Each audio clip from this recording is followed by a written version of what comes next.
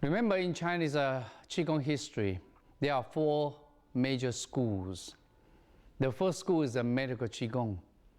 Then after that is a scholar Qigong. The medical Qigong is the oldest one. Then after that is a scholar Qigong. Scholar Qigong is second oldest one.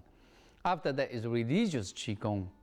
Religious Qigong started about 2,000 years ago. Medical Qigong is about 4,000 years ago. And scholar Qigong started about 2,400 years ago.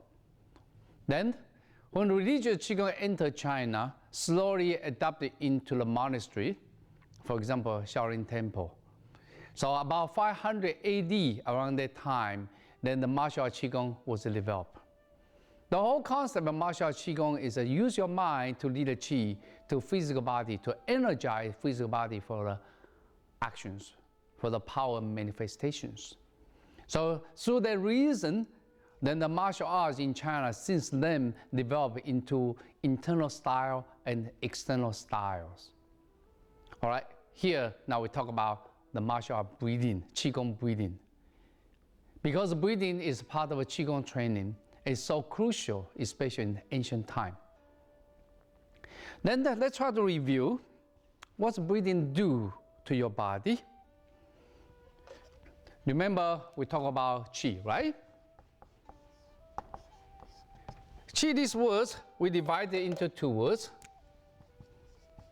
It's these words and plus these words. This word is air, and this word is rice. Again, I want to refresh your memory.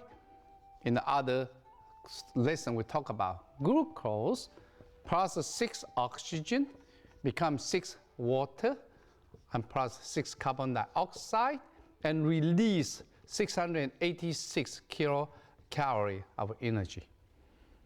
Remember, this one is converted. When this energy converted, it converted into the heat, converted into the light, and converted into bioelectricity.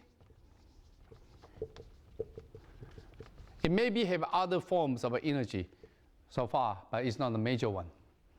The bioelectricity so far we know is talk about Qi.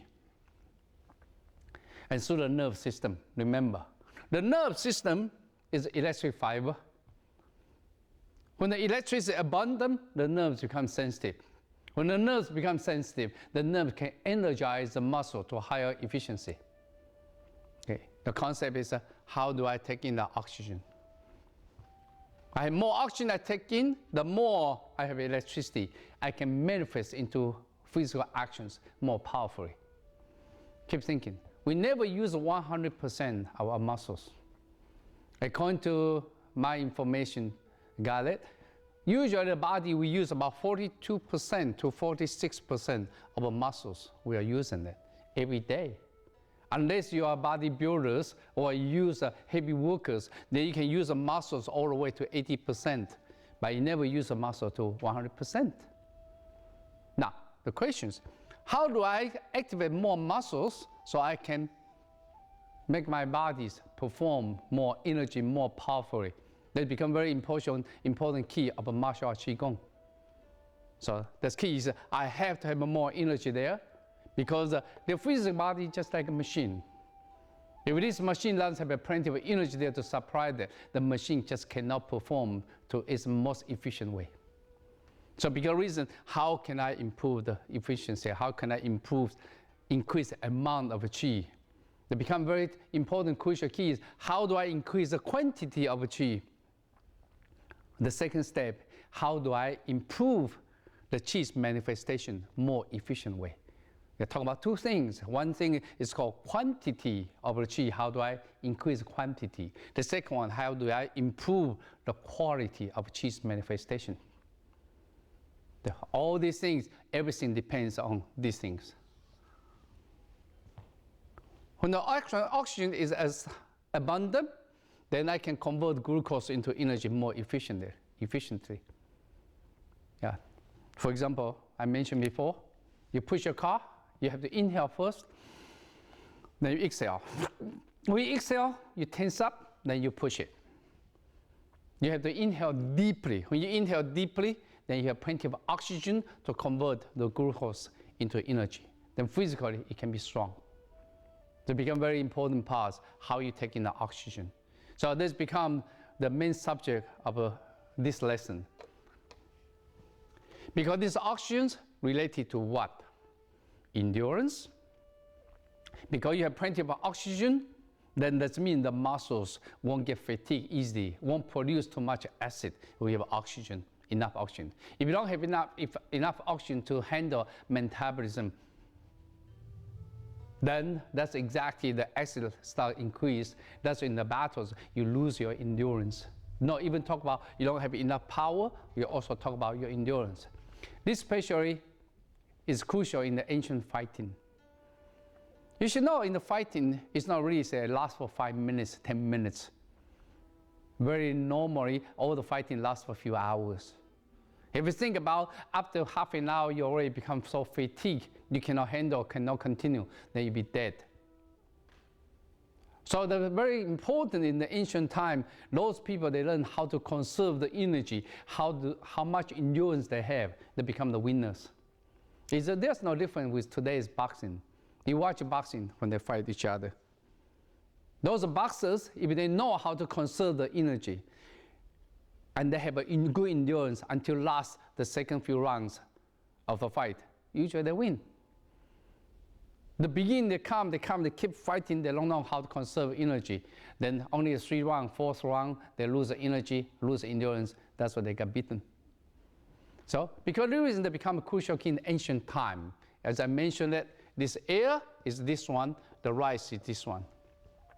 So it becomes, how do you absorb the right food?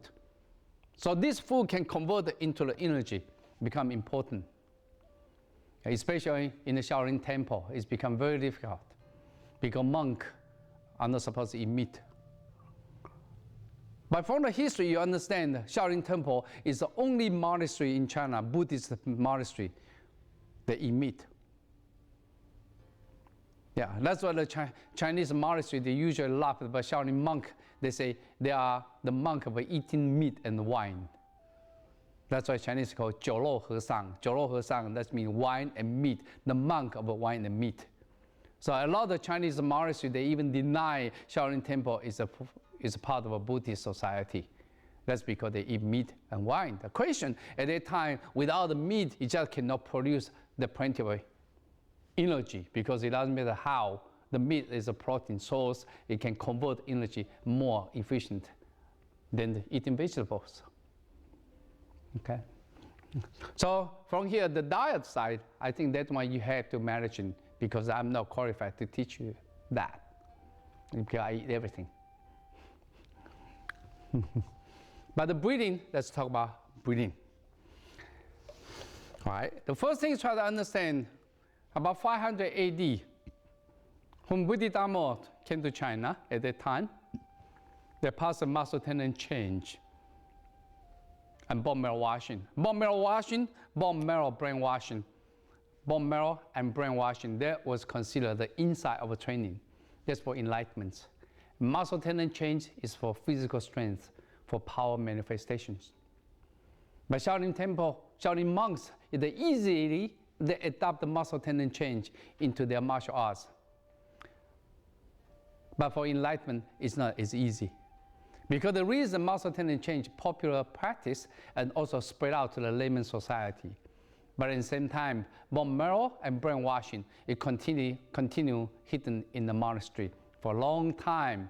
It was not until last 20, 30 years they start to reveal the layman society. The whole concept, let's try to see. He said, use your mind to lead a qi, and then there's the actions. This is a very simple concept. In the Western society, he said, mind and the body, you communicate. So today, very popular, the fashion is today mind and body. Because the mind is internal, body is external. And mind and body, how can you coordinate with each other? How can you communicate each other? In the Western society, by the nerves. Okay, by the nerves. I said by the nerves. Chinese says by the qi. Nerves is electric fiber. The qi is bioelectricity. Aha. So this is bioelectricity. This is electric fiber. When the qi is abundant, the nerves become sensitive. Now, what we are talking about? We are talking about one word. It doesn't matter you talk about this one, talk about this one. All we talk about is one word. What this word? It's a feeling. Haha. So now you can see, feeling is a language. This language allows the mind and body to communicate. When the qi is abundant, that means when bioelectricity is abundant, the nerves become healthy, function normally, and sensitive. When the nerve is sensitive, it can conduct energy stronger to energize the physical body, then you are more powerful. So eventually, from a Western point of view, nerves is from physical appearance. From Chinese concept, qi is from energy concept. You talk about the same thing, don't you think so? You talk about the same thing, all they talk about is their feeling. So the question now, I want to use my mind to lead the qi and to my body manifestations. There's a mind. It's very important for the mind. Let's come back to talk about this now.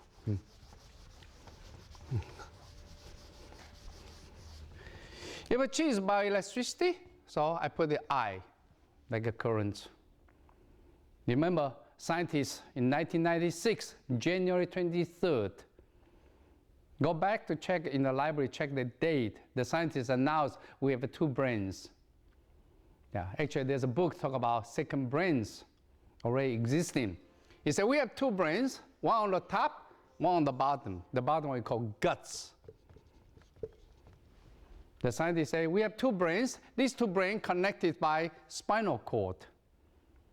So this is a spinal cord. This brain think, and this brain have a memory. Okay. He say, though physically we have 2 brains, the function is 1. How come? That's because this highly electric connected tissue, that means these 2 brains function, they synchronize each other. Because the highly electric conductive, that means there's no resistance. There's no signal delaying. They synchronize each other. Okay, and when you think, the nerves branch out from the spinal cord. Okay, all the nerves branch out.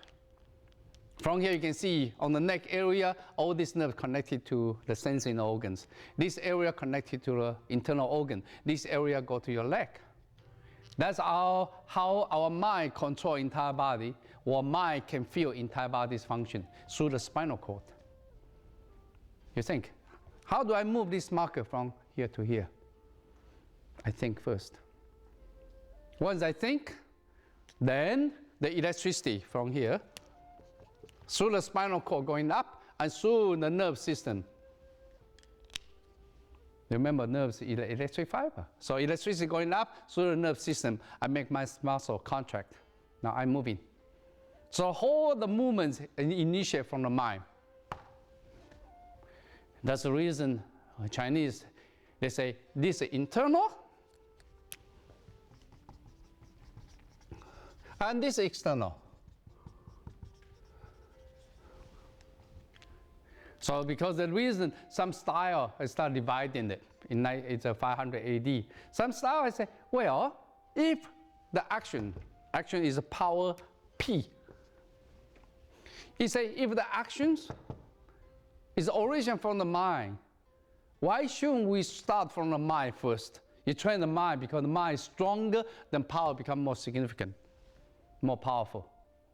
So that's what becomes called internal style. So internal style is from internal to external. That's called internal style. But some styles say, no, we need technique immediately for our defense. Once you learn how to defend yourself, then slowly you develop the internal side, make it more powerful. So this one becomes external style, this becomes internal style. So Chinese say internal style is from internal to external, external style from external to internal. The different approach reach the same goal. Now I always joking. I say if I have 2 students, one student asks them train internal style, the other one asks them train external style, 3 years, they didn't fight. Which side will win? The answer pretty obvious. External style will win because already learned the technique how to fight you. But this guy still say, hey, where's my G? Yeah, because this reason, this is much harder for internal style to apply the technique with the right way of internal to external. That's the reason for my point of view today, a lot of internal style, when you talk to them, they don't even know why they call internal style. They don't even meditate. They don't even learn how to use your mind to lead the chi. They don't even know how to breathe right. Most internal style they learn is only forms. Very unfortunate. For example, the Tai Chi Chuan. Tai Chi Chuan today, you can see probably 95% of Tai Chi Chuan teaching today emphasize for relaxations. They don't coordinate with the breathing. They don't coordinate with how to use your mind to lead the chi. When you talk to them, they say, eh? That means all they learn is only physical part for relaxations. They lose the most important essence they call internal style, because you have to learn how to bring your mind to higher efficiency. Now, let's try to see how this happened, right? I want to remind you this point. This one is a battery. Chinese call this is called lower real dantian. You want to know real and false dantian in the embryonic breathing? We discussed it heavily. Okay, later we may talk about it a little bit. The lower real dantian. This is called upper dantian. And the spinal cord is called thrusting vessel. Yeah, that means 2,000 years ago, Chinese already tell you this one is a battery. And this one control the manifestation of a power. Okay, this battery is very easy to recognize. A lot of people ask me, how do you know this one? Because this one is where is the center of gravity. Think about center of gravity, what they mean to you. Remember, the human body constructed through the egg and the sperms that become first human cell. And this first human cell start divided and become bigger and bigger and bigger until your body constructed. So that's why remain the center of gravities. It means physical center. Okay, from the first cell until entire body constructed. This cell still remember the center. Remember this cell died a long time ago. But this area, it can remain the center. I don't care the beginning of the development or even you already constructed. So that means the beginning energy from here spread out until now your energy still from this center spread out. That's a physical center. It's very easy for you to understand why this place remains the center of the energy. Okay. And today scientists already confirm this called guts actually is where the battery is stored the energy. Okay. Once you understand this concept, let's try to step further. Ohm's law. From Ohm's law, you know, mind generate what? Think. If a chi is by electricity, in order for the electricity to move from one side to the other side, what is required? It requires potential difference. So we call V, or I call delta V. Delta has been potential difference. Okay, so delta V equals to IR. This R is resistance. The whole concept is I want to increase I. Doesn't mean electric circulation. If I can increase I, then that means I can increase power P, because P equal to I square R. Key point is this square. See? So that means the more electricity I circulate in the body, the more power I can manifest it. All right? Now, the whole key is how do I increase this one? Delta V. See, that means the more I can increase delta V, the more power I can lead. See, that's become a very crucial key of martial art Qigong. So, if I ask you, say, okay, do you increase the delta V? Say, oh, concentration. How do you improve concentration? Is the concentration easy or it's not easy? It's not easy. The key point is say, okay, are you shooting archery or the gun? I don't care. Can you concentrate? If your concentration is not deep enough, your mind cannot connect it to the target. You're not going to get it. It's very important how far for this mind you can connect it with the target. That's exactly, it come back to humans, is the predators. When you're predators, before we hunt and we eat, we hunt, eyes focus to that point. From where? From here. Can this part connect it to the enemies? Can this part connect it to the target? Become important. So for example, I want to shoot a gun. You only just look, or your mind is all the way to the target. This part connect to the target. If you got there, you can get accurate. If you're not going to get accurate.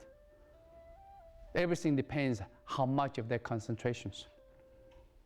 The second one, talk about how steady of your arms, how your hands, you shoot an archery or shoot a gun. How can you develop this concentration? Become the crucial key in a lot of Qigong training, includes the Western church. See, that's become a very important part we call meditation. But when you meditate, you meditate is learn to focus the point into one point. I invite you to do the experiment. Very simple. Just put a finger like that, and your mind put on these fingers. And watch it 5 minutes. And see how long your mind actually in this tip.